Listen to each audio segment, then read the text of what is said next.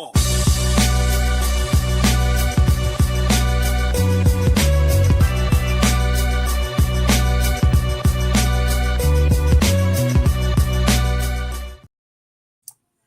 Hey everybody! Welcome to Mortal Content. I'm Doug, the host, and I'm joined tonight by two of my friends here, the producer. Hi. And Imani from Deck Life Brew Life. Welcome, fellas. What How are you up? tonight? Thanks for having me and doing well tonight. How about yourself? Doing well, doing well. Do you have anything that you're imbibing this evening or no?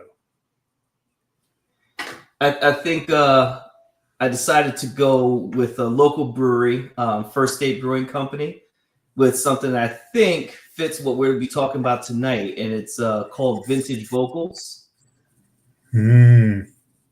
This is a West Coast style IPA, which is crazy that we have to start labeling them as West Coast IPAs. But, you know, on the can, we're 6.5% ABV, 90 IBUs. Says juicy citrus, vibrant stone fruit, and dank resin. So let's have some fun. Dank resin. All right, Mr. Producer. What you got? Nah, I don't got anything. I'm good. You're just hanging loose. All right. Good deal. Yeah. I since this is my whiskey show that I drink whiskey on, I am Oh. finishing a bottle I have had for 8 years. This is my Balvenie Peat Week. This is Balvenie makes they don't make peated whiskeys. So this is they do a run every year of this, and they only make a handful of bottles. This was bottle 37 out of 52 that they only made 52 bottles of this. And I found it in a clearance shelf at a liquor store for $50. It's a $150 bottle of whiskey. So I was like, that is coming home with me. And unfortunately, this is the last of it. So that is sad. Good whiskey there. So let me do my little water thing, because I put a little bit of water in it, which is what I learned in Scotland to open it up. So cheers to you folks. Wait. Why do you put water in it again? Yeah. I want to hear that again, please. Well, for Scotch specifically, especially if it's peated Scotch, when you put the water in, it opens up all the aromatics, so you can actually really smell it. It actually even opens up a little bit of the taste. Not much. It's more of the aromatics, but man, when you do that, it just opens up. It's floral and peaty and smoky and all the yumminess. So sad that's the end of the bottle, but man, that's such a good bottle. But I made that thing last for fucking 8 years, so that's awesome. A pretty good bread. So has it gotten better over time, or you taking differences over time? A little more mellow, not much, but a little bit more mellow. It's not that the peak goes away; it's a little softer. It's not quite as aggressive. It's still definitely there though, so pretty happy with that one. But yeah, it's a good one, and I'm not sure how you feel about peated scotches, but that is my jam. So yeah.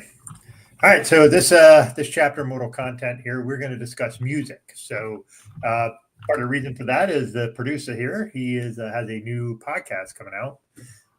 Was actually out, and we have a few episodes, including Imani and I when we went on.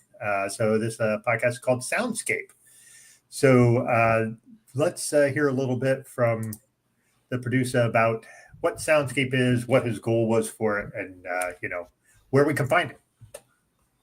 Yeah, Soundscape is a Spotify exclusive. Actually, I'm still working on the iTunes.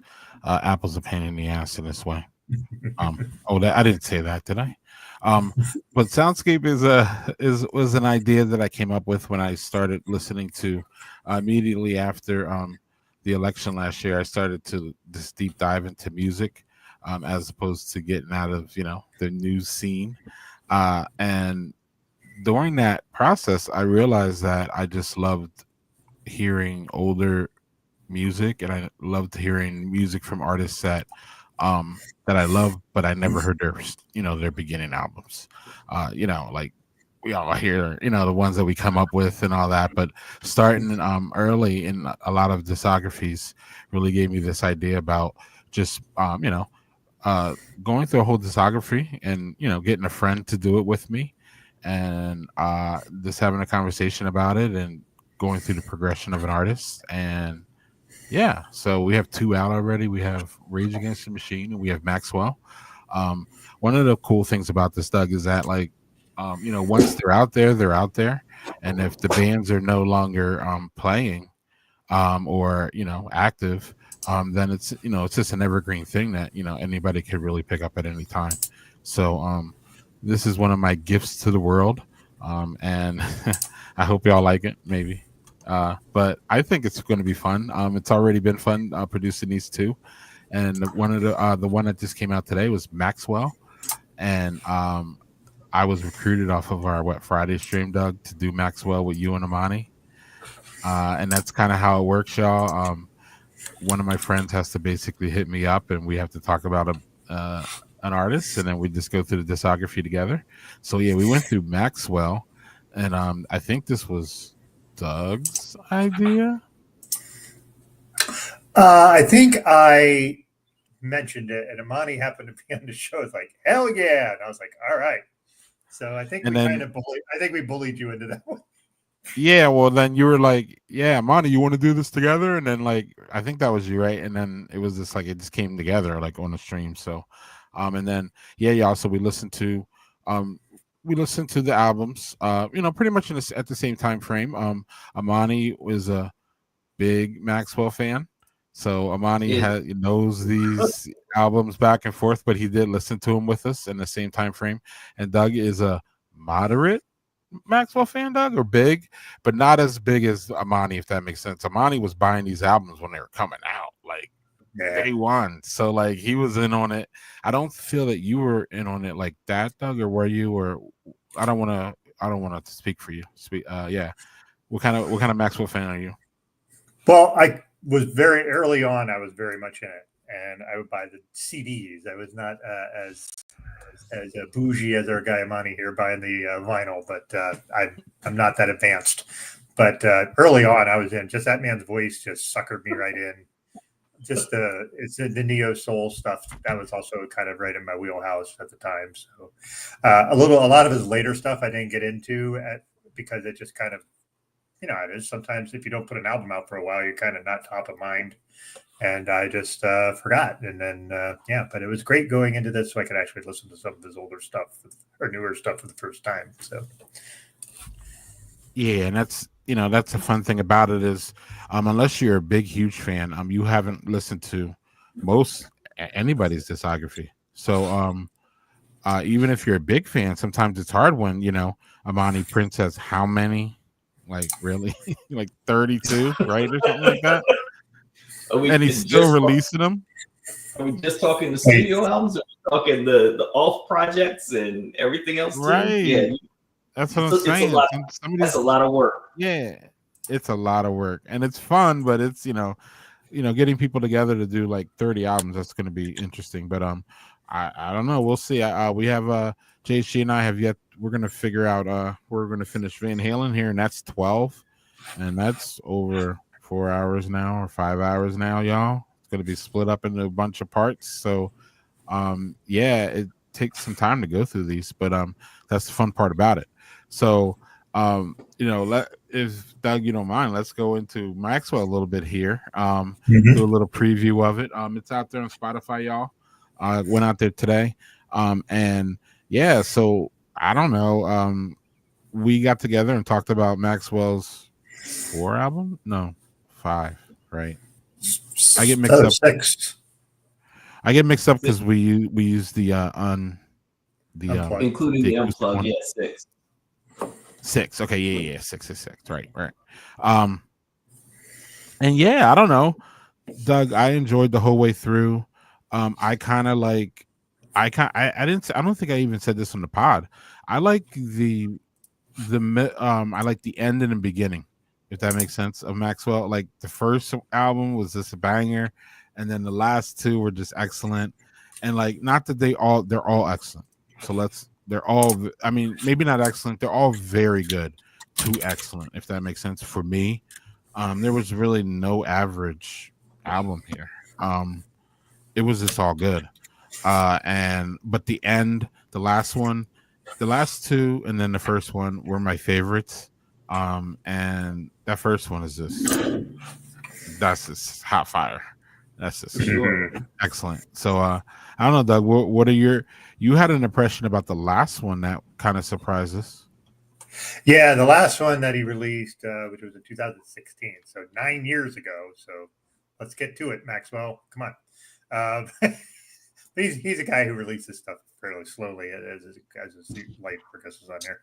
It was called Black Summer's Night, and the previous one was Black Summer's Night. If I'm trying to, he does to capitalize the blacks and the first one, and then and the second one he did Summers is capitalized.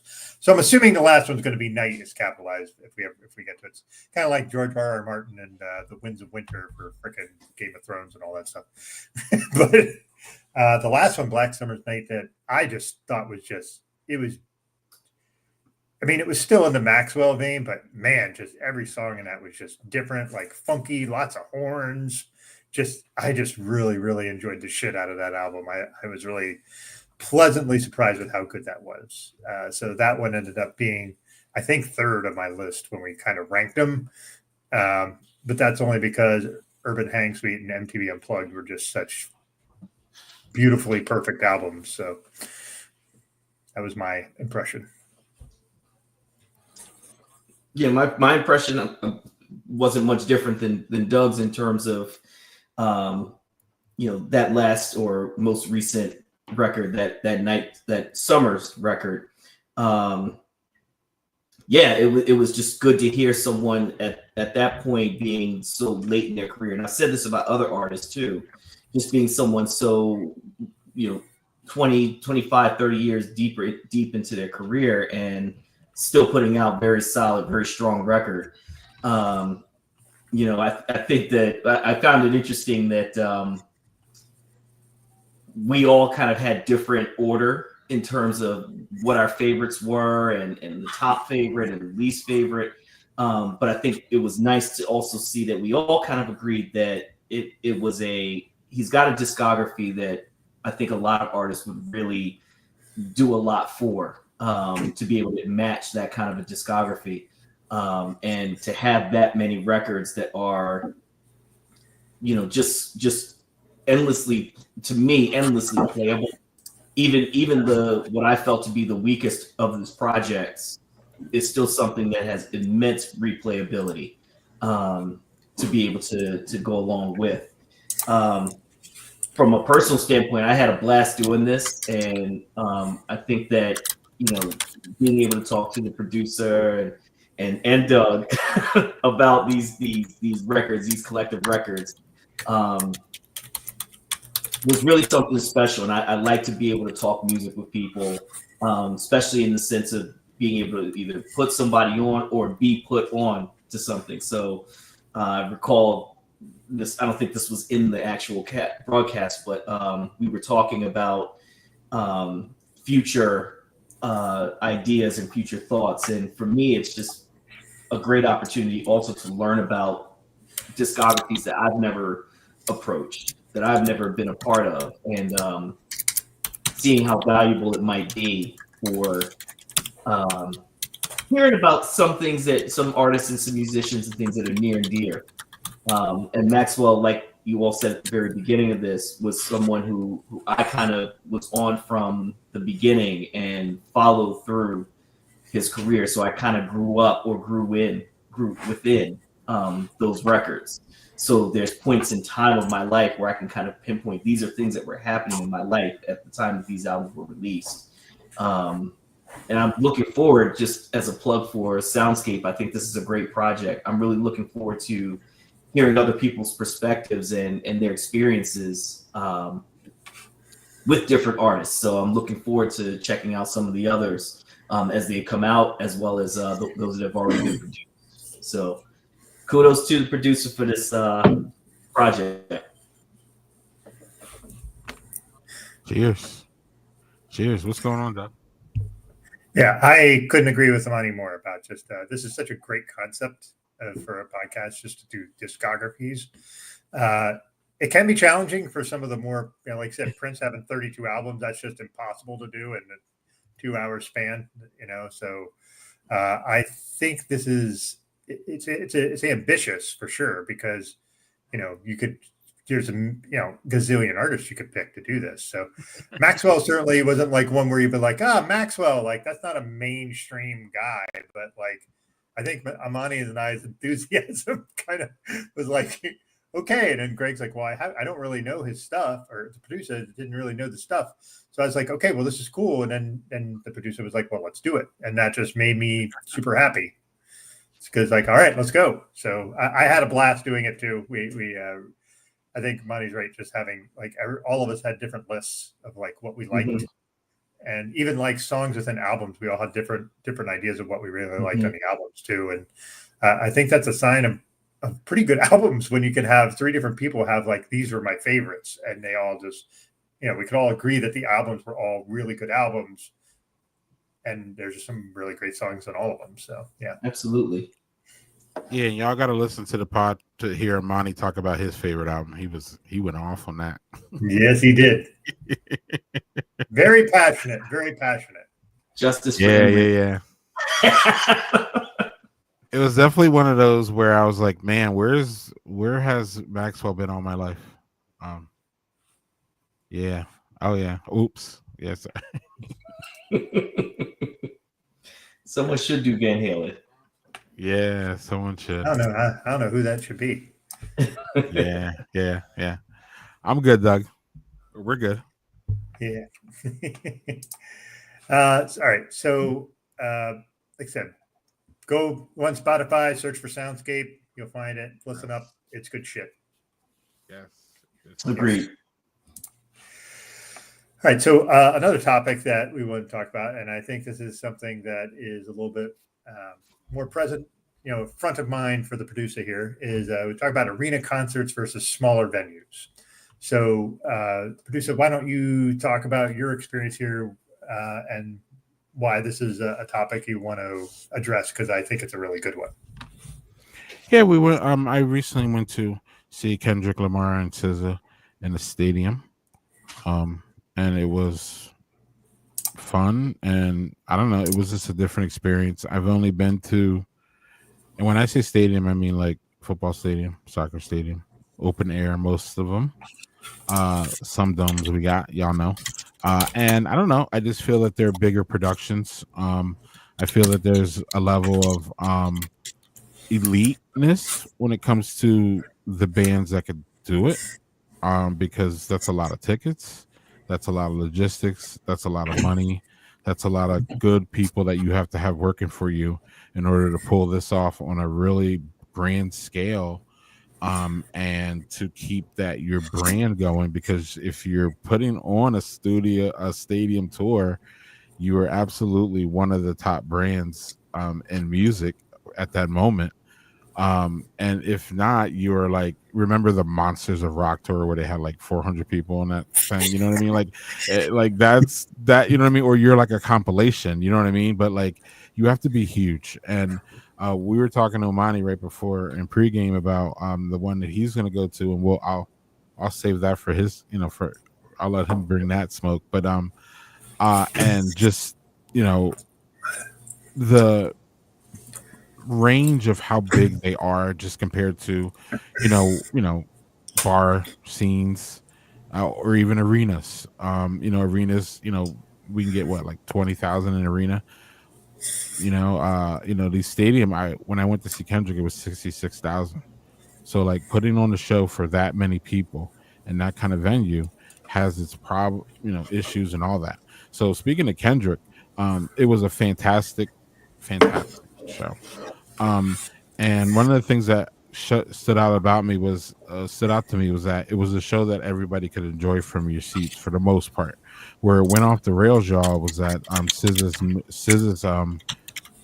sound was horrible for the most part. It was good on sometimes, but it was really bad for a big part of her parts. And it was just really distorted by the time it got to us, and we were in like nosebleeds on the side.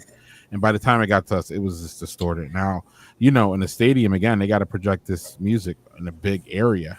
So like, you know what I mean? It's just a difficult thing. And someone in a different spot of the arena probably had a better sound from SZA, if that makes sense, than what we heard. But it wasn't dialed in. It was dialed in for Kendrick. He sounded great. And then actually the songs that Kendrick and SZA played together sounded pretty good. It was just when SZA was singing her own solo stuff, and she was going from, y'all know SZA, if y'all know SZA, high pitch, low pitch, medium pitch, she's all over the place. She can be, she's, enthusiastic. So it's kind of hard to get that, I think, especially when it was the first show of the tour too. So I would hope by now they got it tuned in a little bit more. They've heard some people, give them feedback, and I think that's going to be good. But yeah, the enormity of stadium tours. The only other stadium tour I went to that I can remember was Pink Floyd. And they had the big balloons and the big sheep and all that. It was amazing. It was great. The big sheep. Yeah, the big sheep, it's a big pigs. I think there might have been sheep too. Oh yeah, I'm pretty sure there was sheep because one of the songs on Animals is sheep. It was just big and bad, and I was in nosebleeds there too. And I just remember that being just a big spectacle show. It was just great. And Kendrick was great too. So those are the only two I've been to, and I was even telling my kids that the young men that went with me about how you won't be going to too many stadium tours. Like they're not. I mean, they happen often, but they're just not. You're more likely to be at an arena more often than not than a stadium tour.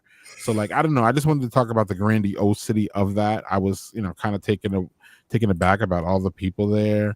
I was all interested in who the people were, the demographics, and all that. And I'm not going to get into all that. Actually, there's a soundscape of that of me. One of the first soundscape is called the Grand National Tour with Kendrick and SZA. So it's a 30-minute soundscape, y'all, that I did. Just talking all about this. So you can go in a deep dive there, but I don't want to take too much time. But yeah, I wanted to set that up just because again, stadium tours are just, I don't know. To me, they're like the biggest spectacle. They're just fascinating. There's so much work put into it from the artists. There's so many dancers. There's just all kinds of stuff going on. It's just wild. So yeah, Doug, that's why I wanted to talk about stadium tours. Okay, Imani, you up? Did you say, Greg, producer? Did you say yeah, that it was the first? This was one of Kendrick's first shows on this tour. Yeah, it was the first show. Okay, yeah. So they probably were working out some sound challenges and sound issues. Hopefully SZA showed up for sound check. But that is unfortunate that she didn't quite sound the way that she probably should or could have. I don't think I've ever really done a stadium show. When we talked before this, you often mention stadium, and you definitely differentiate between stadium and arena.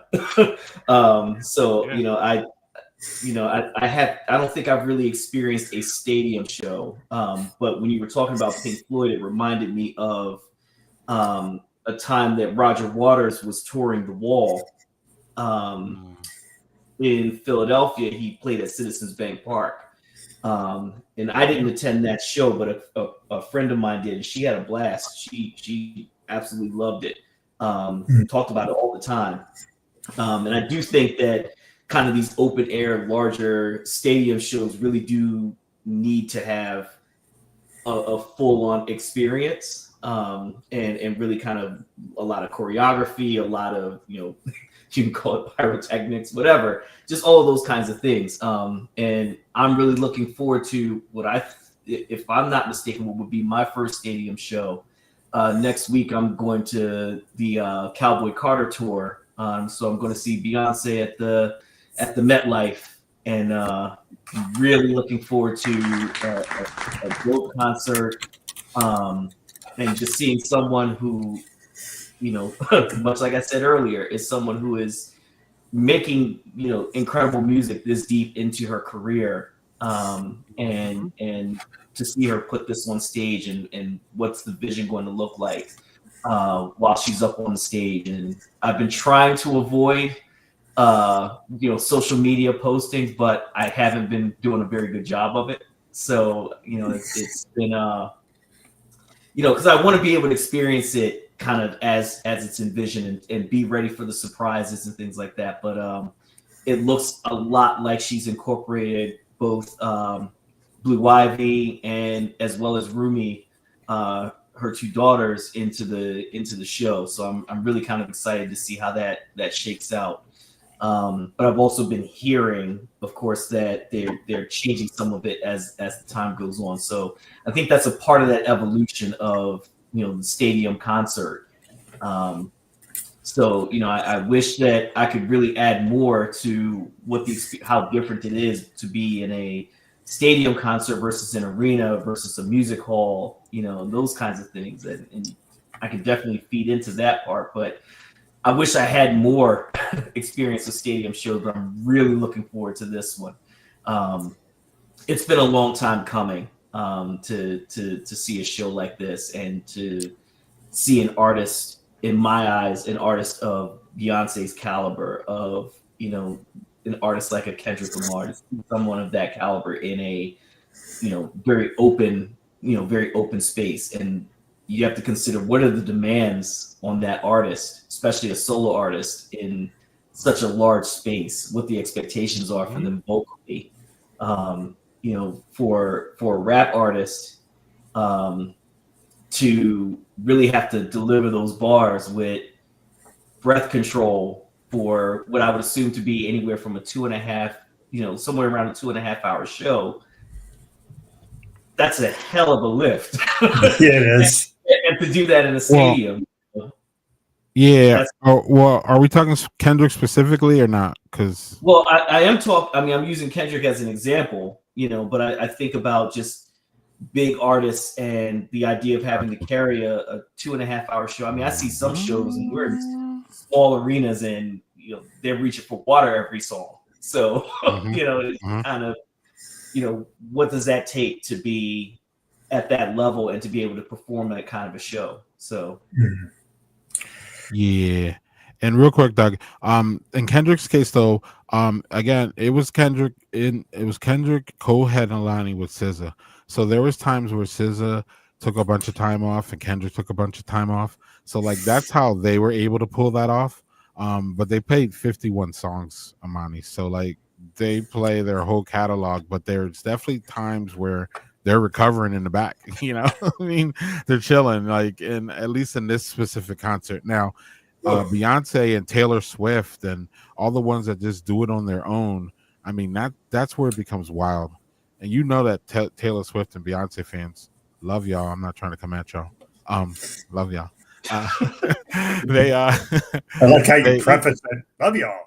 Yeah. I'm not trying to come for the Beehive or the Swifties. I ain't trying to do that. But no. There's a level of like, them just doing it themselves, like you said, Imani, and having that, stamina is just wild.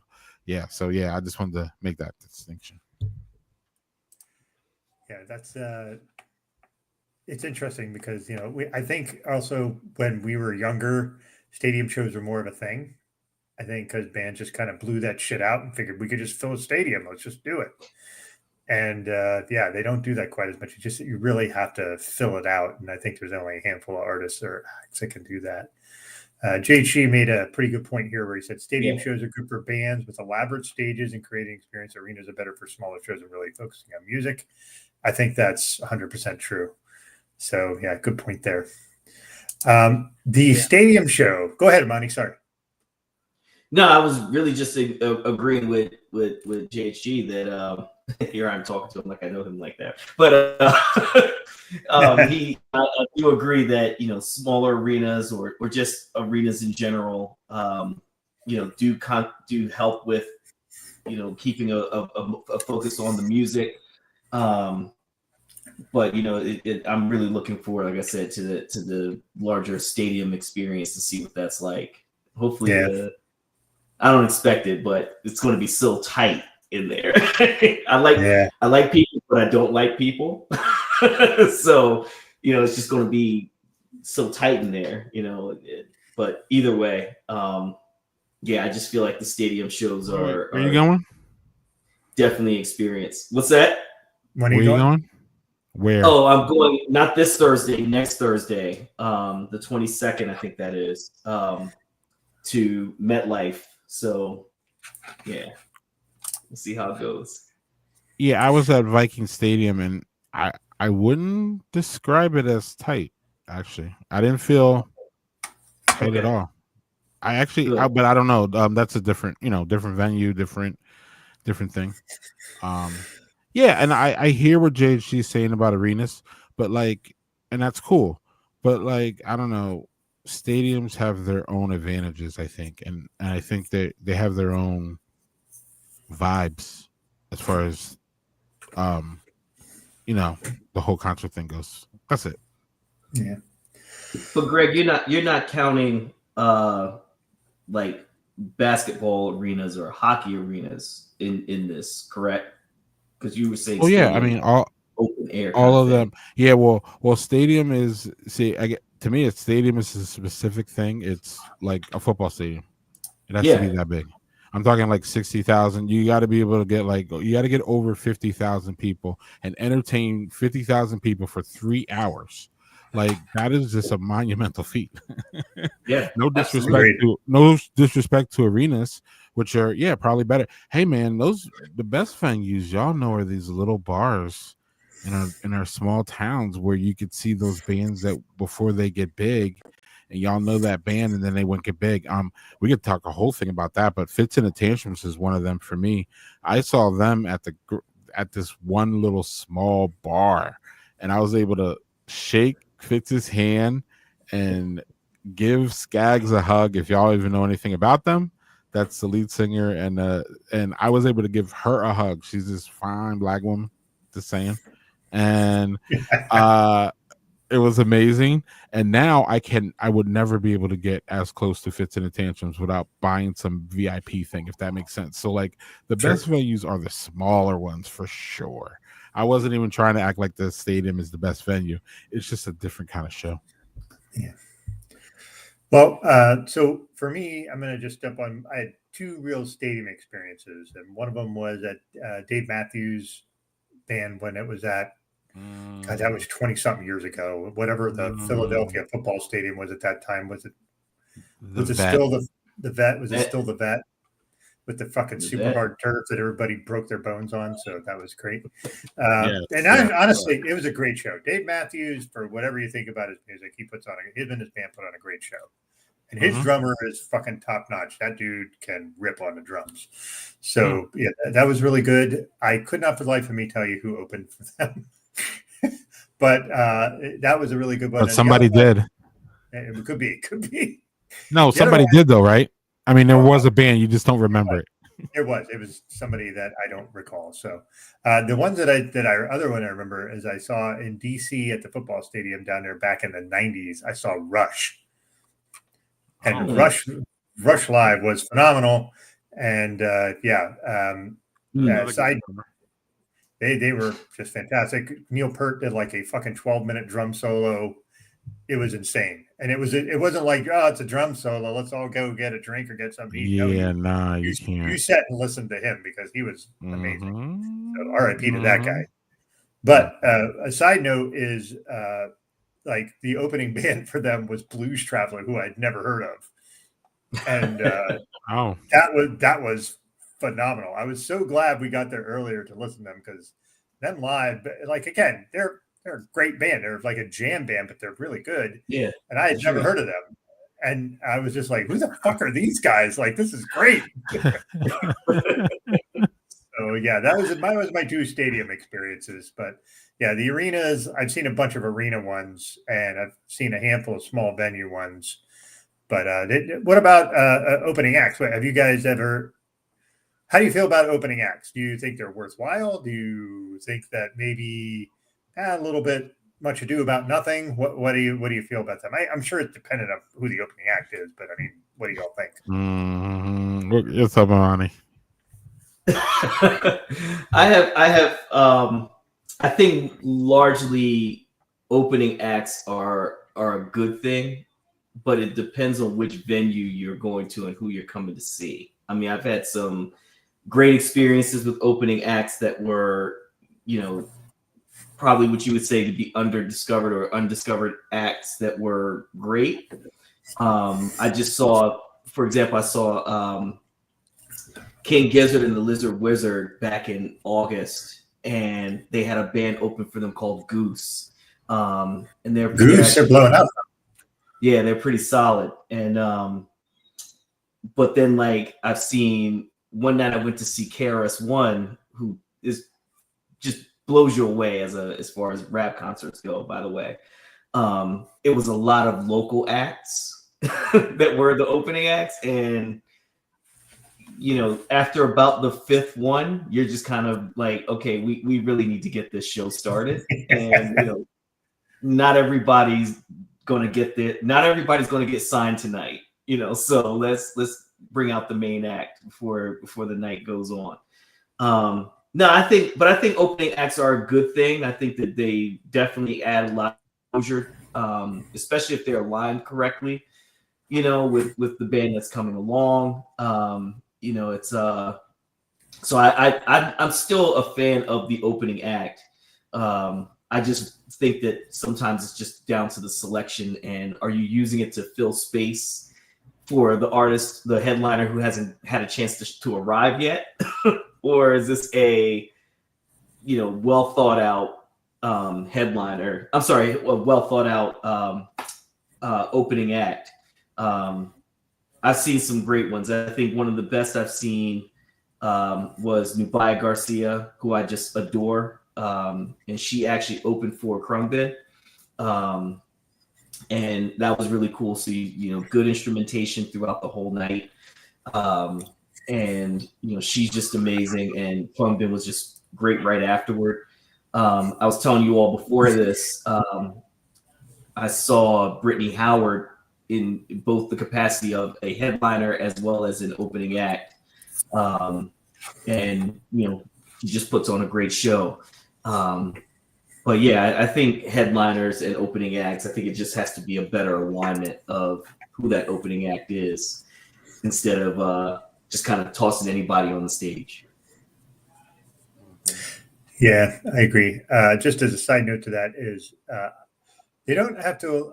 The alignment's an interesting thing just from the perspective of, like, I went to Alanis Morissette last year because that was like, man, I got to see her live because that's going to be great. Yeah. Her opening acts was this one sort of pop country lady named Morgan Wade. And then the opening act before Alanis was Joan Jett. So you go country rock to Alanis, who's her own thing. And that was aligned because it was all female artists. It was female empowerment. It was great. But yeah, that was just a different kind of alignment than like making sure the styles align. That's why I find it interesting that you mentioned alignment, and I think that matters a lot to it. So, producer, what do you think? What's your opinion? Yeah, I go back and forth. I guess it's a mixed bag. Because, you know, some opening bands are great, and you know, opening bands are a way for you to find new bands too.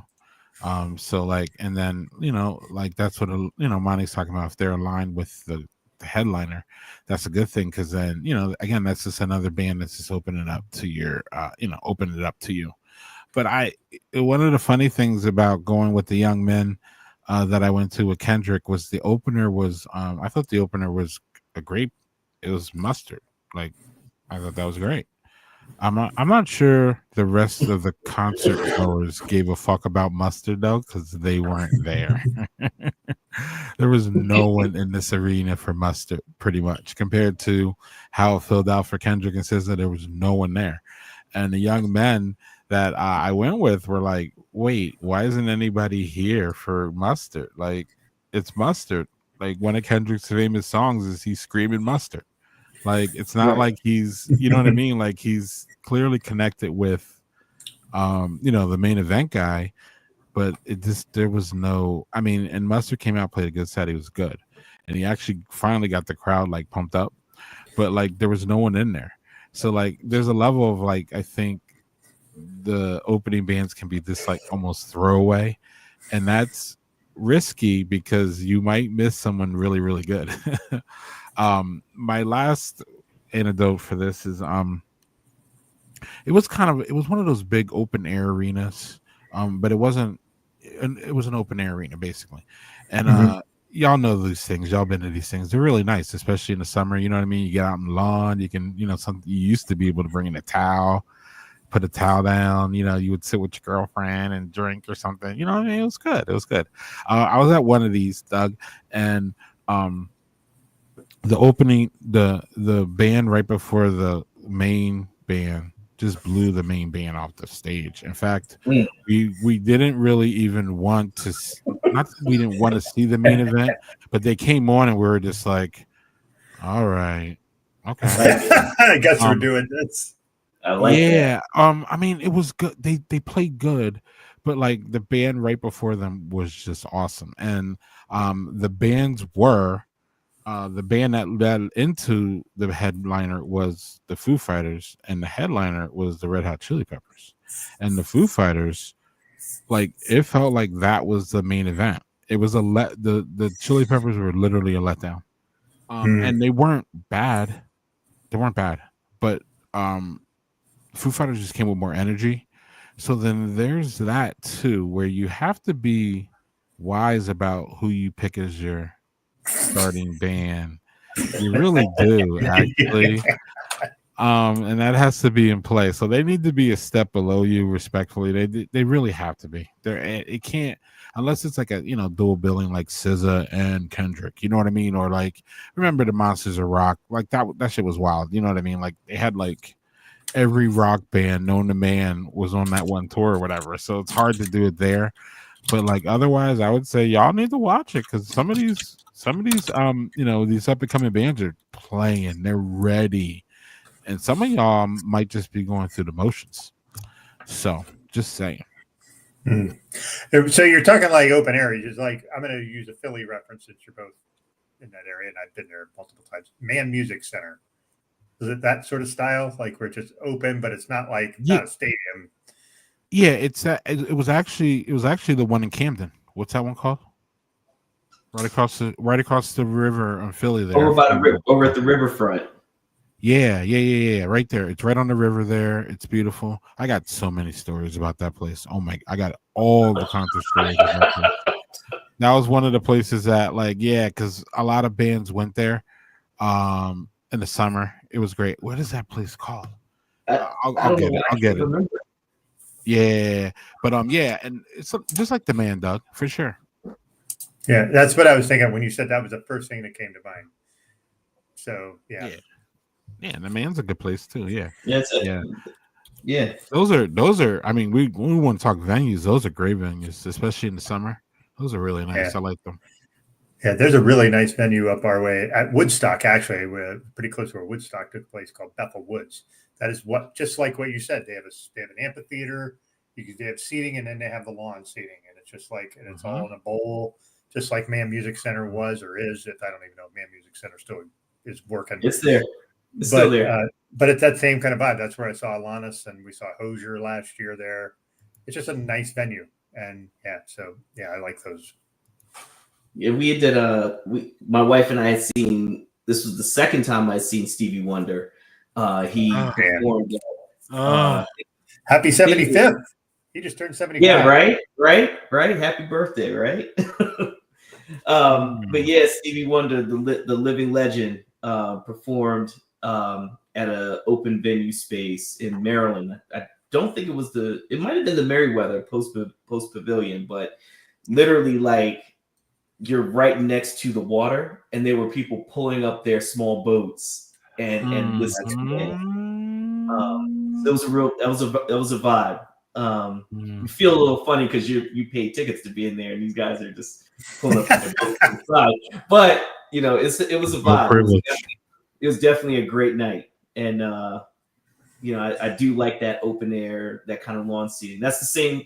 The Man was the same place I saw Brittany Howard in My Morning Jacket, and that kind of show, that having that open air was definitely awesome.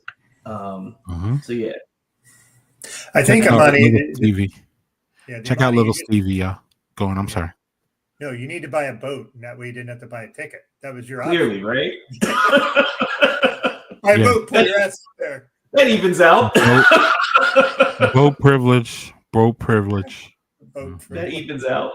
No, I paid like, I'm still a little high. I paid $13 for a beer at that show at the Man. It's like $13. But anyway, that's another story for another time. yeah, we're not going to get into beer and food prices, those things, because that's just berserk. Not to mention merchandise, because merchandise is insane for the amount. For sure. Yeah. So why don't we pivot a bit now to get into a little bit more, I'm going to say general. It's not general to each of us. It's very specific to each of us. But why don't we talk about like the best concert you've been to? And it doesn't have to be, it could be here, I've been to these 3 concerts blew me away, or yeah, whatever. Why don't we start with the producer? We'll go with him first. Kendrick.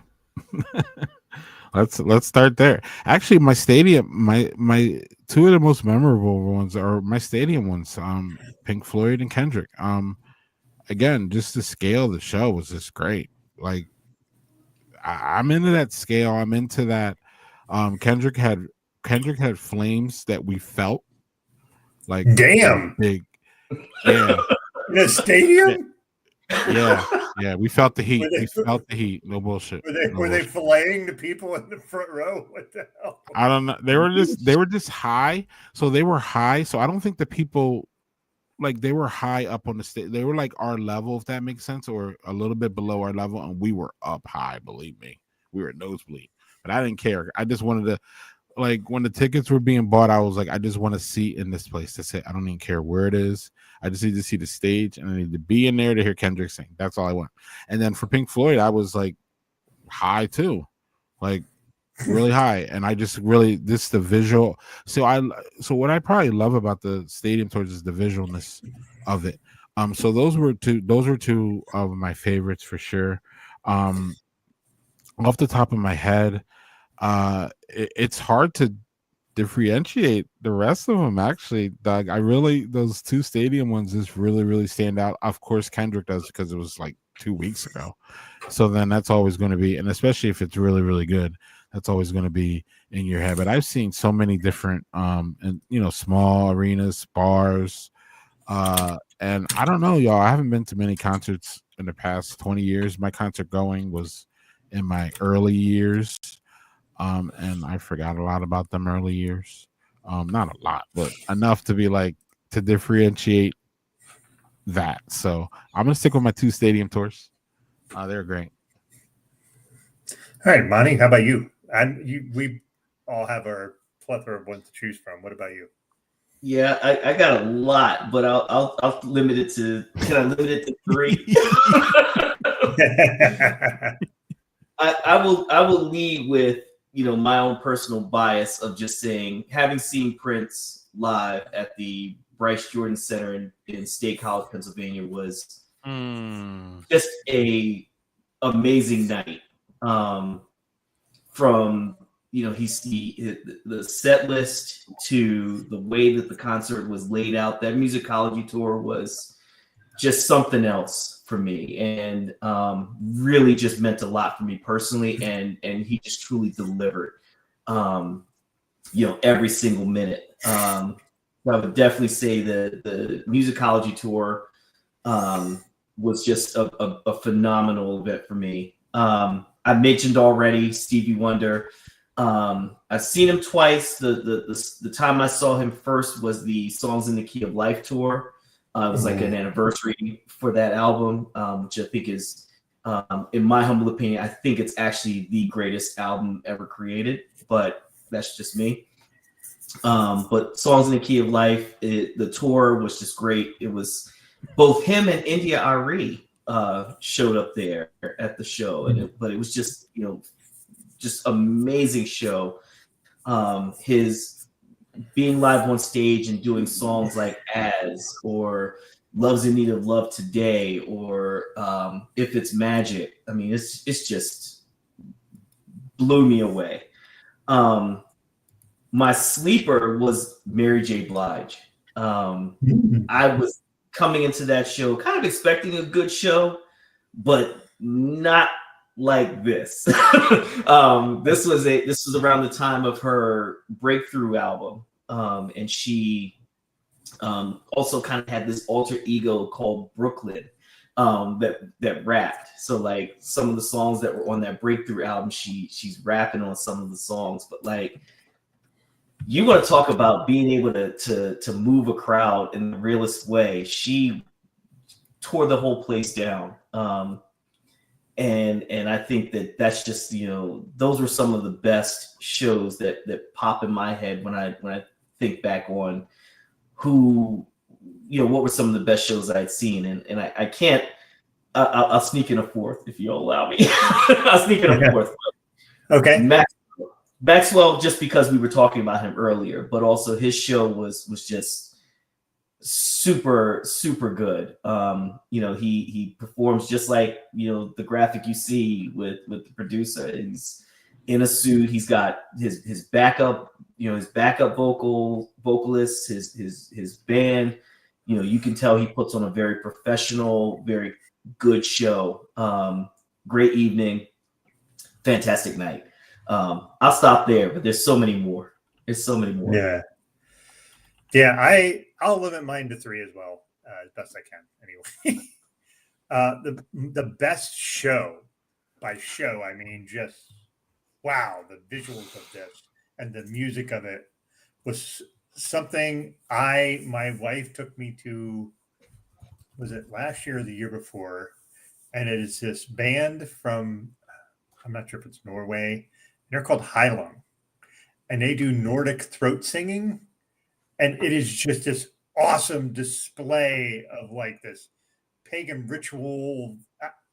It's a show. And this music is just like, it's driving, and it's a lot of drums, and just like they did this one, the last song is where basically they had these people that come on tour with them who are quote unquote, they're not dancers, they're performers. And what they come out is they make it so they show that all men and women are equal from their perspective. So all of them are topless, but they're all decked out in warrior garb. It's not sexual in any way. It's just, they're all just like doing these like very aggressive, almost like it, like the way they do it is not haka, but it's in that style. It's like aggressive chanting and stuff. And it was super moving. I'd never heard it. Like Joe's like, I love this band. Let's go see them. Great. And we went and saw them at this little theater in Connecticut. And they said after this tour, they toured like 4 other cities in the entire United States. They said, we're not coming back to the United States because of the way the United States is. So I was lucky enough to see it. That was just a show that I cannot forget. It is That's just dope. Like one of those things. And I went and I knew nothing about them, and I intentionally didn't listen to any of their music. Like I intentionally wanted to go and just let me soak this whole thing in. And it was just, that was probably the best show I've ever been to. Like just really, I was blown away. I was really blown away. And, that was phenomenal. My second favorite concert was I saw Jill Scott at the Rochester Jazz Festival. Mm-hmm. And she's entertaining. She talks to the fucking crowd.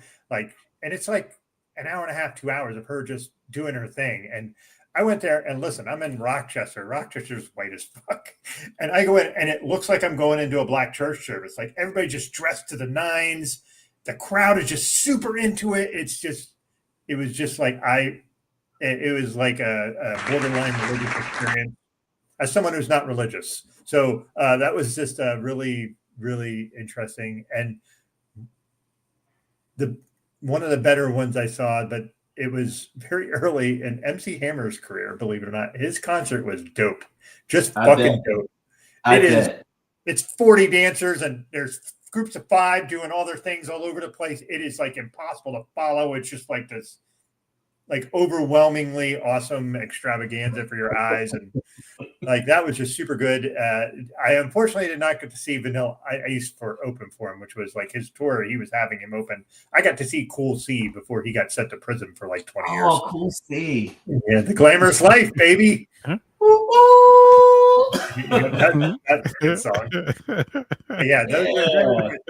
I have to say something. I actually saw Prince in concert at a place in Wilkes-Barre, and I don't know if he was just off. He did 45 minutes of a medley of his hits and fucking jetted.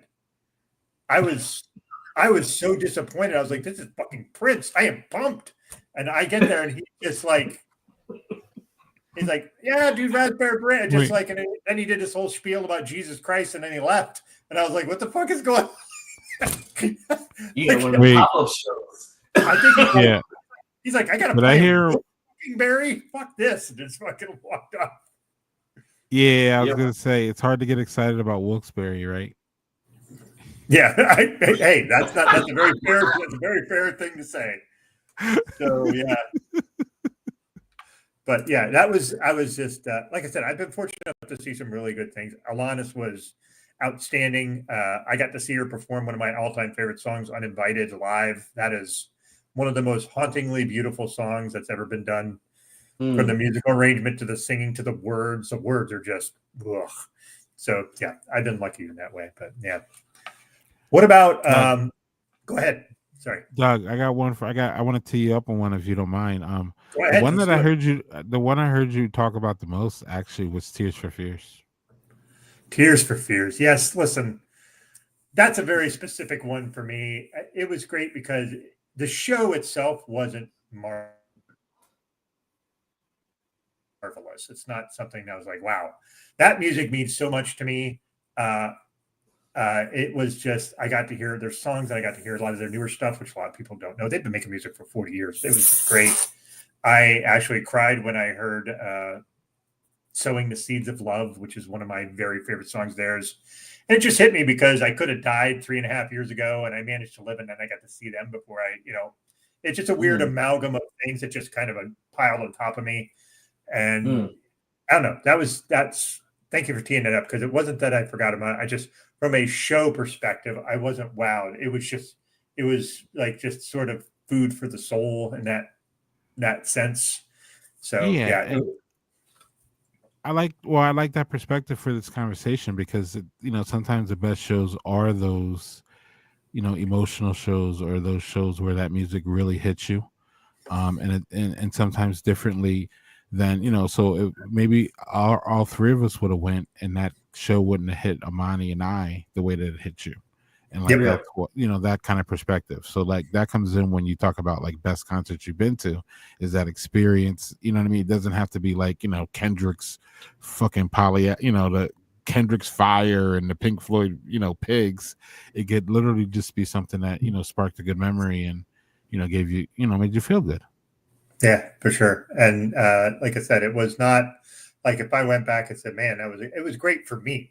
Like other people might say, I got to hear all my favorite songs by Tears for Fears, which I have a pretty big catalog, but like there's just a lot of things for that. It was at a very formative time in my life. It was my high school years. Just, it was like I said, and it's a time when I got emotional in the middle of a concert, which is not always the place you're just like, you expect it, like where you're just like, fuck, like that just really just hit me where I really wasn't expecting it to come on that way. And yeah, you are correct. All right. So pivoting off of that, how about dream concerts? What's concerts you really want to see besides Beyonce, Imani, since you're seeing her next week? But what's some dream concert, like people or bands you'd really like to see or wish that you could have seen before they moved off this mortal coil? Because that's always part of the equation. Is there certain ones that, man, I wish I could have seen them before they left planet Earth. So if you like music, and that's been a philosophy I've had for quite some time. If you have the opportunity to see the artists that you like and you can reasonably get there and afford it, make that happen. That's just a big piece of advice. And one of the artists that I would not have ever been able to see, but would have loved to have seen, would be Bob Marley. That would be a concert that I really would want to have seen. That was a dream of mine. Once I kind of got deeper into his music and the Wailers. I think more recently, because again, it's just you get the same cheap. I'm really wanting to go see Lady Gaga, but you know, it's a lot right now. So those are two I think of immediately. And I think a sleeper, and this might actually be a kind of an interesting soundscape for the future, is a band called The Internet. They are a band that kind of came out of the whole Odd Future movement. And that includes everyone from like Tyler the Creator, Sid, Patrick Page the second, Matt Martian. So it's all of these like super talented musicians that kind of started to branch off.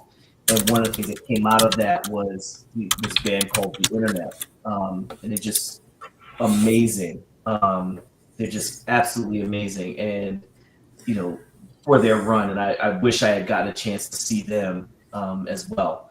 I had plenty others, but I would love to, you know, pass that on to you all to hear some of the thoughts about dream concerts as well. You want to tackle? Well, producer's muted, so I'll go. I also want to say that I completely forgot one of my favorites was I saw Public Enemy at City Island in Harrisburg. Like Public Enemy is a super formative rap band for me. That was like what really pushed me into rap. So yeah, that was. So as far as one dream concerts, one I will never.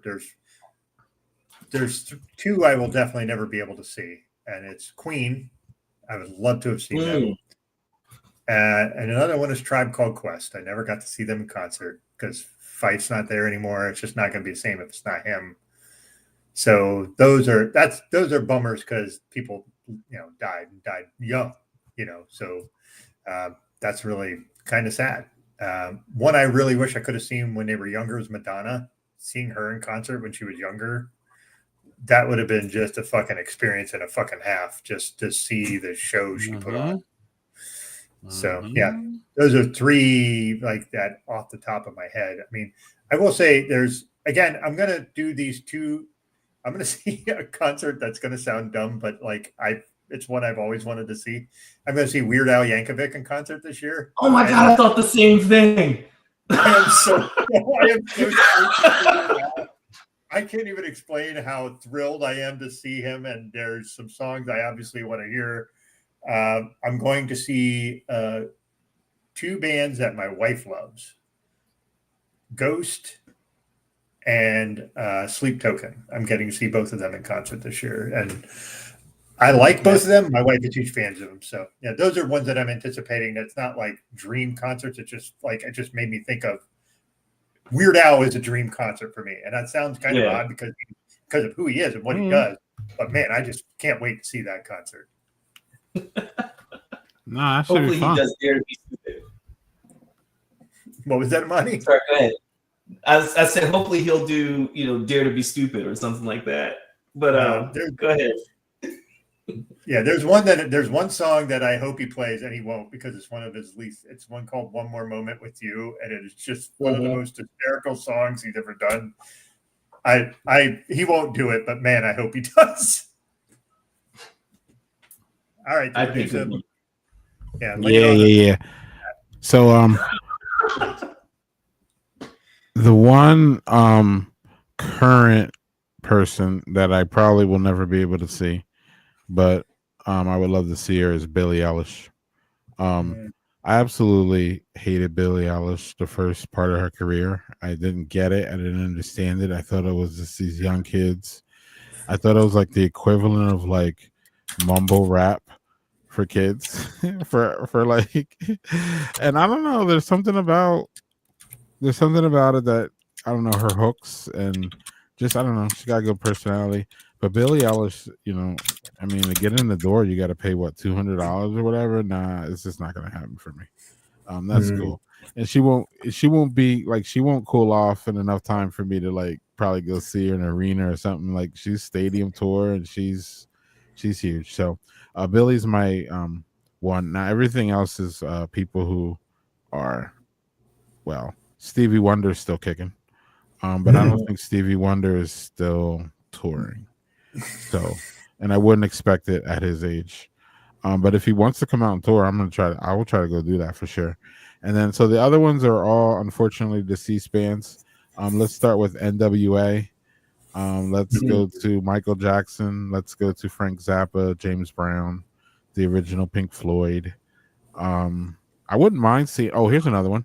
They're still kicking. I wouldn't mind seeing the Rolling Stones actually, but there's no way in hell I'm going to see the Rolling Stones again. I got to pay $300 to get into a stadium, and it's wild. Plus, Mick Jagger is literally 100 years old, so I'm not sure. And Keith Richards is what, 200? So like 101. I think he's the vampire Lestat at this point.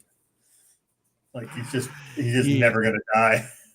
They're a discography that I would love to do, but I just don't think it'll ever land on Soundscape. Just because they evolved as a band, and they definitely were one of the most inspirational rock bands that we have. Period. And their longevity is wild, but they used to be so raunchy and so like bad people, and they've actually evolved into good people. Is what I kind of see, I think. But so yeah, Rolling Stones. Oh yeah, did I say Soundgarden? One of my favorite rock bands ever. I never got to see Soundgarden, and of course that's over. So yeah, good question, Doug. There's a lot of them out there. Yeah. Have any of you seen Pearl Jam? That's also what I would love to see live. I have not. No. So the problem with Pearl Jam was, Doug, they stopped touring during their heyday. When I was in my heyday of concerts, if you remember, they were the first conflict with or one of the first conflicts with Ticketmaster. And they were like, we're not doing concerts because we're not doing Ticketmaster. So they didn't fucking tour for like, I think it was like 10 plus years or something like that. So we could still probably get them though. They're still cranking out albums and still rocking. Yeah, that's just one that I like. I'm not a huge fan, but I think their concert would just be fucking amazing. I feel like they would just be incredible live. You might not be able to understand anything Eddie Vedder sings, but you'll still have a good time. Yeah, they rock it. They rock it, man. It's a vibe. Yeah, yeah, for sure. I mean, it's a sticky widget though, like just being like, all right, I'd like to see the bands. Like you would never use like, I can't see Billie Eilish. My daughter's seen her twice and found tickets that were like, now she saved up and was like, I'm going to get tickets to Billie Eilish and spent she spent like $230 on a ticket to go see Billie Eilish. And they were upper deck seats. It wasn't like she was sitting anywhere close, but she got to see Billie Eilish. She was thrilled. So. Yeah, well, also though, real quick, let me. My thing is location though. I have to go to either Minneapolis or I have to go to Chicago, and those are like 3-4 hour things. So then, like a $200 ticket turns into like $1,000 weekend. For sure. Yeah. So then, yeah, it's kind of wild. And like if you were, it would be different if I was in Minneapolis and like I could like just dip in for a quick concert. You know what I mean? But like it's a whole experience. So like that's unfortunate. From where I live. Again, stadium tours are, the closer you live to a bigger city, the more concerts you have access to and the better, you know what I mean? The easier you can just dip in and dip out, you know what I'm saying? Yeah. I mean, another one that I really wish I could have seen, and they were rumored to be having like a reunion tour, was Tony, and then their bassist passed away. So that's a super bummer. If they were going to do a reunion tour, I was definitely going to figure out a way to go see them. Yeah. If I had to fly somewhere to see them, I would have done that, because that's just such a great, unique band that I really wish I could have. And I'm like, oh well, they're going to get their reunion tour, and I'll be able to go see them. And nope. So that's a bummer on that one for sure. So Kool and the Gang is an awesome band, and they actually, I got a chance to see them at like King's Dominion amusement park, and oh my goodness. I mean, but it was just like, wait, is that really? And boy, they tore that place down. For you're passing by and you're hearing people screaming on the roller coaster. You're hearing Kool and the Gang, and you're just like, wait a minute. So over and got myself one of those pork brined turkey legs and sat in one of the chairs and took the vibe, man. But Kool and the Gang is freaking awesome, and it was a good show. It was at like one of those. They have I a was just catalog saying, too. Sorry about that. Go ahead, Greg. no. I was just gonna say, like, it was one of those like country fair like stages, right? It was like a little baby stage, Imani, Yeah, right? It wasn't like yeah, yeah. yeah. It was, Yeah, my bad, Doug. No, I was going to say, speaking of small stages, near me there is not a PGA Tour event, but like the minor leagues of the PGA. There's a golf course near me that hosts one of their events, and their entertainment. Oh, how the mighty have fallen! Maroon 5. They had a moment though. Like they had a moment. They had a moment for like almost 10 years. Yeah. Yeah. Five Maroons. Thank you, producer, for that little levity in the private chat there. So yeah, that song's about Jane album had people in a chokehold for a good minute. Yep. Moves like Jagger too. When it moves like Jagger, that's also because they had Aguilera on it. That woman, woo, baby, that lady can belt it out. Add her to a dream. Add her to a dream concert for me. I'm good. I will go see Stina. Yeah. What about Mariah? I've never seen her in concert. I would go see I'm not that feels like one of those concerts you go to. It almost feels like an Anita Baker concert, like you're not sure what the fuck you're gonna get or even they're gonna show up. That's what I feel like I might get in a lot of trouble if I was at a Mariah Carey concert. Just saying. I feel like I'd get in a lot of trouble. Well, would she have you feeling emotions, Imani? Of course, quite possibly. Anyway, all I want for Christmas. No. Oh Lord. Oh boy. All right, so I have another question, and this is a little different, but I heard this one song and it kind of made me think of it, and I was like, oh, I think this would be interesting. What is a band or a singer that has a hit song that is just not like what they normally play? Like it's a hit song and is not at all indicative of what their normal music is or their normal style is. Just something that's like, they don't necessarily have to be a one-hit wonder. It's just more like, oh, here's this song and this song is going to be popular. And then you listen to the rest of the stuff and you're like, this is nothing like what I was envisioning considering what their popular shit is. What is that for you guys? I don't know. I mean, I kind of struggle, thinking about that. And, I don't think I've really been able to identify. I mean, I know that, someone like I don't know their discography in that same level of depth, but I did think about like the Cardigans. I know that was kind of a big controversial thing. But I guess I think about like a band, and I still don't know if this quite fits, but there was a band called The Verve, and they had a huge song, Bittersweet Symphony. And it's kind of had this more orchestrated, a little more orchestra, type of a sound to it. But then, if you listen to much of their other songs, they're kind of in that they're in that birth of Britpop kind of vein, very acoustic driven guitar sound. Great band. But just that was a little bit different, I felt, than anything else. But, I kind of struggle here. So I'm kind of intrigued to hear what everybody else has to say. Yeah, I struggled too, but I got one. Actually, I got two. Same band, actually, or kind of. My song is Public Enemy and Anthrax, Bring the Noise.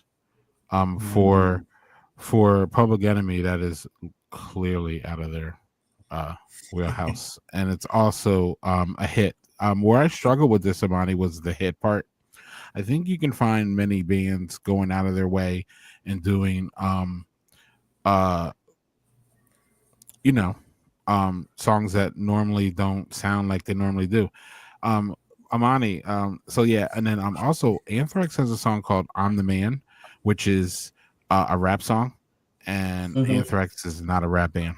So also Anthrax, you could say Anthrax for Bring the Noise too, because again, Anthrax is not a rap band, and clearly they're rock punk kind of thing, skater punk rock kind of thing, and they were out here rapping on actually two pretty good, damn good songs. Mani, I just thought about this now as we are recording right now. You missed the easiest layup ever, dude. For you, ever. Go for it. You're going to have a response to this one. This is easy, Monty. It's Cowboy Carter. Hello. If you say so. Look, no. Listen. Hear me out. Hear me out. So I'm going to hear you out. Well, it's from a singer who has not done country at all ever in her whole career. And that song does not, I mean, it sounds like Beyonce because it's her wonderful voice, yes. But outside of that, that is not a typical Beyonce song by any stretch. And in my opinion, especially when it hit and before the album came out and all that, and like all of a sudden, like this song hits, and like there was all this Beyonce's gonna have a fucking country album. Oh my god! And then that song hit, and it became a hit. I think that's one that you missed, buddy. Just saying. All right. I don't know. I think for me, like a lot of times so for example, like Lionel Richie, right? Lionel Richie did a lot of kind of funk songs. He also has R&B songs, but they also all kind of have, not all, but some of them have a very country flair. And sometimes I feel like there's certain elements of country that feel basically like R&B. So that for me, like when I think about songs like what'd she lead with on Cowboy Carter? 16 Carriages and Texas Jolene Hold'em. and Texas Hold'em. And I don't know. I feel Texas like Hold'em, Texas Hold'em is a whole ass country song. It has those goofy hooks and it has everything in it. I mean, again, I don't know. I feel like it's. I don't know if I would call it a layup. I think I would call it. It's there, but I just feel like I don't know if I would feel like it's a layup. And just thinking about some of the other songs on that Cowboy Carter album, you know, it's still kind of Beyonce doing her Beyonce thing and her vocals. I mean, specifically that Texas Hold'em though. That song's a country ass song. So anyway, I'm not. It's cool. No, it works. Cool. But this question was, I think this question was out of all the ones that Doug threw at us, this one was the hardest for you and I to get through. Yeah. I mean, so it's gonna be interesting to hear Doug's. I'm interested to hear Doug's because he said he had a couple queued up for us.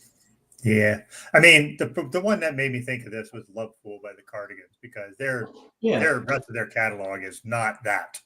That was very love me, happy, like, and it's this blonde Nordic woman telling you, "I don't care if you love me, just be with me," kind of shit. So it was very alluring and enticing in that respect, and it was poppy. But the one that I thought about, and JHD will love this one. It is "Silent Lucidity" by Queensryche. "Silent Lucidity" is a beautiful, beautiful ballad. And Queensryche is heavy. To me, they're heavy. Now, maybe JHG, that's not that heavy. But I felt like that was really kind of out of their scope. Now, granted, it was on the tail end of the hair metal shit. Now, Queensryche was not hair metal. But like where all those hair metal bands did some sort of ballad because that was what everybody did. But like Queensryche, that "Silent Lucidity" song it's just an absolutely fabulous song, but it just really doesn't feel like it fits with them. You know what I mean? Another one that I just thought of, and it's a collaboration between two artists, and I feel like it fits neither of them, was by the DJ Avicii, and he did with Aloe Black. He did "Wake Me Up." And "Wake Me Up" is like this kind of dancey country thing. And that just was not, Avicii was like, EDM and Aloe Black. It was more bluesy. So maybe Aloe Black might have been able to fit a little bit more into that. But neither of them, that was not their vibe to me. Yeah. But like that song was a fucking hit and a half. And just like, I know Avicii, that album Avicii did, he wanted to kind of combine country and EDM to make something, which was interesting. And unfortunately, Avicii's no longer with us either. But but that's, I just find that sort of thing fascinating where someone like, they're doing this music and this is their music. And all of a sudden, like, let's just do something different and then do something different. And it hits. And they're like, well, shit, that's, I feel like it's almost like they're like, well, fuck, now we got to do that all the time. I don't want to do that. I would just throw away or whatever. But yeah, I don't know. Sorry for throw you guys off the track with that one. I just thought it was an interesting thought. No, I think it's a great question. I would love to, I can't see much of the comments in the chat, but I'd love to see, other people's thoughts and opinions on, bands or singers who've done songs that are outside of their scope or what we would expect to be their range. So yeah I'm intrigued. I was gonna try to sneak by Faith No More Epic, but I didn't know if that was gonna fly. So I'm not as familiar with Faith No More stuff as much. Yeah, well, Epic is kind of like a rap song. That's bringing back memories of the fish out of the fishbowl. And then I don't know. Outside of that, they're pretty. I mean, they're a rock band. So I don't know. I don't know if I could. I didn't know if I could sneak that one in because the song's really heavy rock, but he raps on it, so it's kind of. But yeah. I don't know, Doug. This was fun. It got me thinking for sure, and I know it got Imani thinking. I also think like the Anthrax and PE stuff and that Faith No More. I think we were entering this thing where it was like the beginning before we got like Limp Bizkit and all that shit, like where there was kind of trying to do more rappy kind of stuff with the metal stuff to kind of combine it, or even like Linkin Park or something like that. This was like a precursor to that. So, but I will say I much prefer the Faith No More and Anthrax collabs to the Linkin Park and Limp Bizkit et al. Was that on the Judgment Night soundtrack? Yeah. Which one? What was it? What was the Faith No More was not a collab. It was just them being weird, but because they are weird. But the other one. Sorry, go ahead. No. I don't think so. I was just trying to remember. I remember Judgment Night as far as the soundtrack goes. And I was wondering, was that where the Anthrax PE Bring the Noise was, or is that still too? I don't think so though. But I don't remember.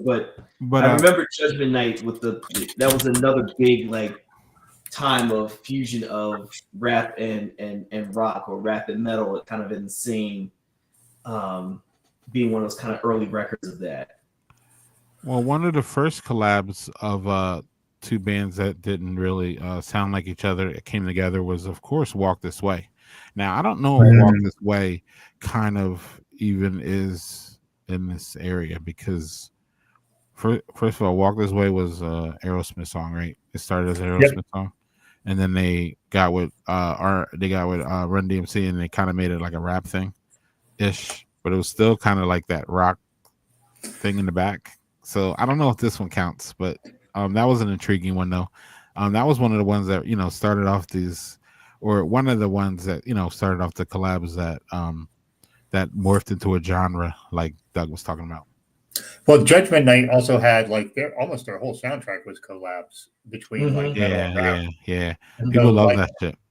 It was a cult favorite from us. One of the ones, and I've never listened to that soundtrack for some reason, and I'm not sure why not. But I didn't realize they had Run DMC and Living Colour doing a collab. Like, holy shit! Why have I not known about that? Or Pearl Jam and Cypress Hill. Ooh, there you go. Go back. That? Yeah. That begs the question. Soundtracks on Soundscape. What do you mean? Doing soundtrack albums. Not all of them. Jesus Christ. Oh, okay. Doing that for 50 years.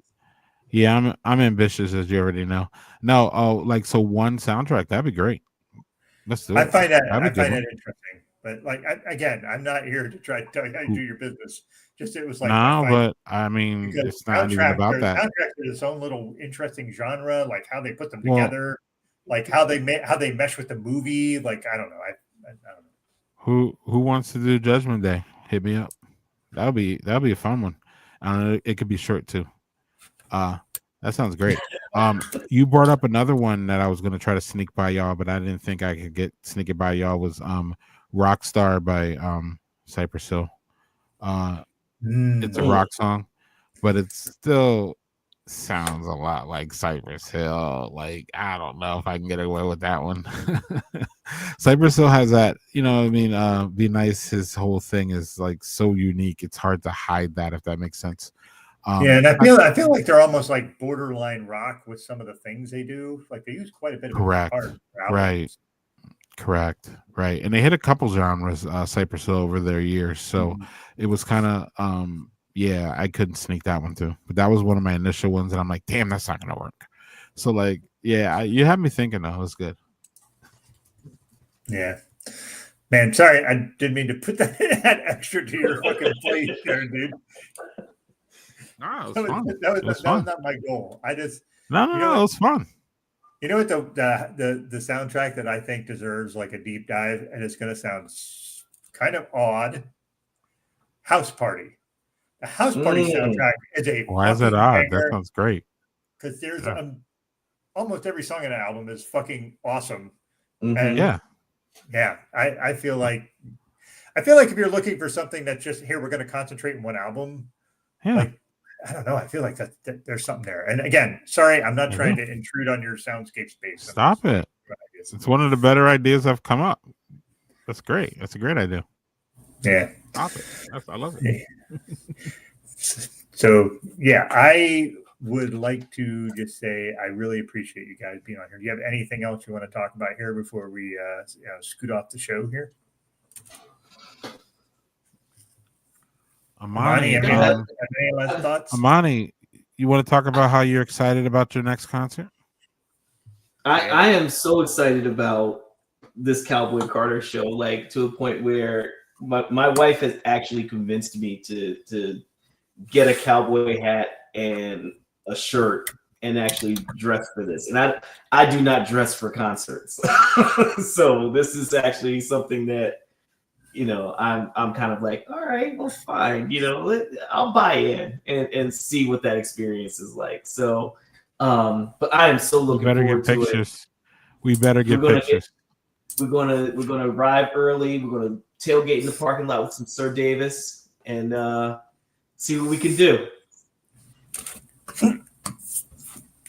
All right. Producer, do you have any concerts you're looking forward to? I want to go try to see Maxwell in Milwaukee. I want to try to go see Cypress Hill, Milwaukee. I want to go try to see, I think Fits and the Tantrums is coming to Madison. Yeah, nothing big though. Nothing big on the horizon. Again, the Kendrick thing was big, and it's still hitting here. You know, like remembering it and all that, and he's still on tour too. So it's cool to see him still out there. And seeing like, you know, what different artists are showing up at the different venues. So yeah, no. You got anything coming up though? Oh, you got Weird Al, you said. Weird Al, man. That's gonna be so much fun. I'm gonna say I'm really interested in seeing Sleep Token. I don't know if any of you on TikTok and like Sleep Token has like taken over portions of that entire app. They're really, really musically fascinating. If you haven't listened to them, I definitely suggest doing so. Ghost is like this really, really odd, fun band where they're just like, they're doing like 80s rock with like modern shit to it. They all wear masks. Like it's like Slipknot, but 80s pop rock. Like I don't know how else to explain them. I went and saw, they did a movie, believe it or not. And I went and saw that movie with my wife, and it was great. I had such a good time watching that movie. And it was basically a concert movie with some acting interludes in the middle of it. Really good. There is, I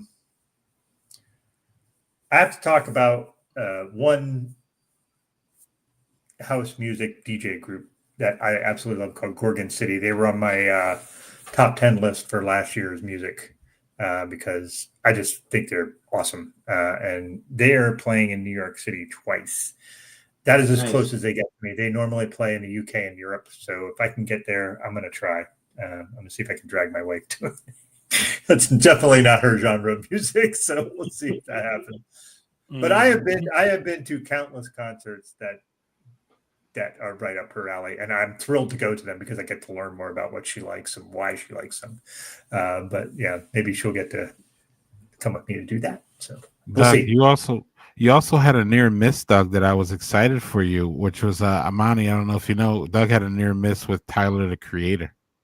Yeah, my daughter bought me tickets to go with her, and then she was like, I can't go, so I'm just going to sell tickets. I'm like, hey, all right, like, I'm not going to go by myself. So yeah, because I don't know his music at all. Be quite that would have been fun for you. That would have been fun for you, right, Imani, or what? Yeah. Well, that's one of the things. Like, it would have been another thing where I don't know anything about them, so I'm not going to do any research.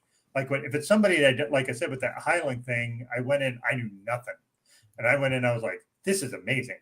Like, I want to be surprised if I'm going to somebody, and I don't want to go in any preconceived notions, because you know how it is. Sometimes you go to a concert and somebody, like, they sound great on a studio album, and then you hear them live, and it's just like not what I was expecting. Which it's never going to be the same as a studio. That's not what I mean. Sure. But sometimes it's really disappointing. I really like Tyler, and I do think it was good for him though this year that he had dropped Chromacopia before. What was it, GNX? That's Kendrick's, right? Mm-hmm. Yeah, it was a good thing that he. it might end up being forgotten if it came out after GNX. But yeah, Tyler's album was really dope last year. Really a dope album. Like it a lot. Mm-hmm. And he would be fun in tour. I would go see him for sure. And I don't know much about him.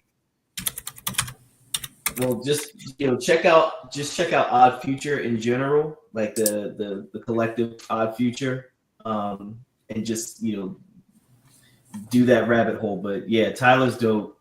I say it again, the internet is so good, and if you want to do a quick, because I think they only had 3 albums, 3 studio albums. It's a great listen. They have some very talented musicians, and Sid is crazy. I love that Odd Future collective was crazy. So anyway, yeah, the Tyler thing, I would have loved to have seen that.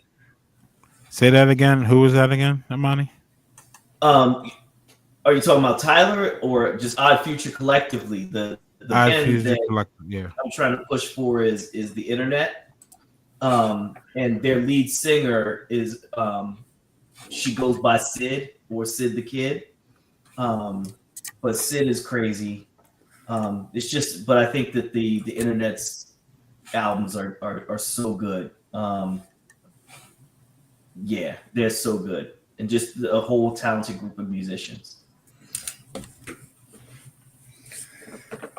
Yeah, I was just looking at the Gorgon City thing, and that's a weekend thing, so it's like a EDM festival, which my old ass is not going to really do well with that, I'm afraid. Yeah, so, I'm too old for that shit now. I am too old for that shit. And it's in New York City, which means I'm going to have to stay there, which means it's going to be $1 zillion. So I'm sure that's bad. So, boo. At any rate, listen, Imani, producer, thank you so much for doing this with me. Really, really appreciate it. Just so all of you know, the next show for the Mortal Content is June 10th. That will be the second Tuesday in June. I have yet to determine what the show theme will be, but I kind of fly that by the seat of my pants. It's kind of fun of it. So, again, thank you both for being here. Thank you for talking music. Producer, thank you for getting Soundscape together and having Imani and I on to talk about Maxwell. That was absolutely fun. Looking forward to seeing what else you put together there. And yeah, thanks, guys. Thanks for being here. All right. Thank you for having me. See you on Friday. Yep. Cheers, folks.